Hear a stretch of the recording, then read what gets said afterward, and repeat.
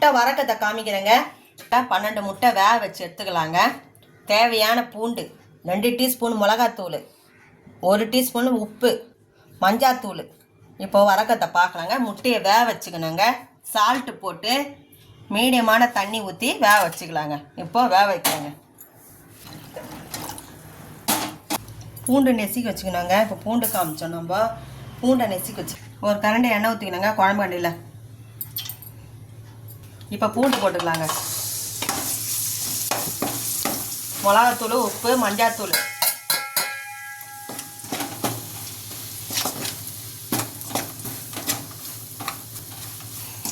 நல்லா வதக்கிடணுங்க பச்சை வாசனை போகிற வரைக்கும். அப்புறமா கொஞ்சோண்டு கறிப்பிலை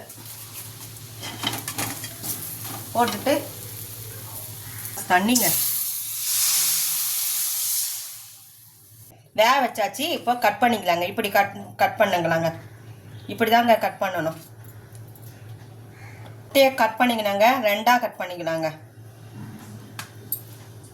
முட்டையை கட் பண்ணியாச்சுங்க.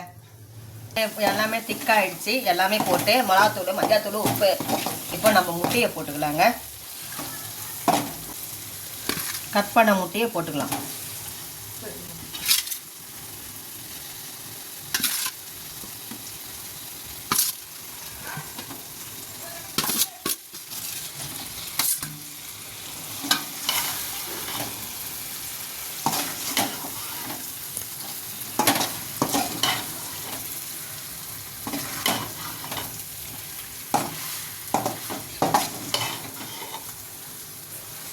ரசத்துக்கும் நல்லாயிருக்கும், கீரை சாப்பாடுக்கு நல்லாயிருக்கும், சாம்பாருக்கு நல்லாயிருக்கும், எல்லா சாப்பாடுக்குமே நல்லா இருக்குங்க. இதை வச்சு சாப்பிடுங்க. நன்றி, வணக்கம். எங்களுக்கு ஆதரவு கொடுங்க.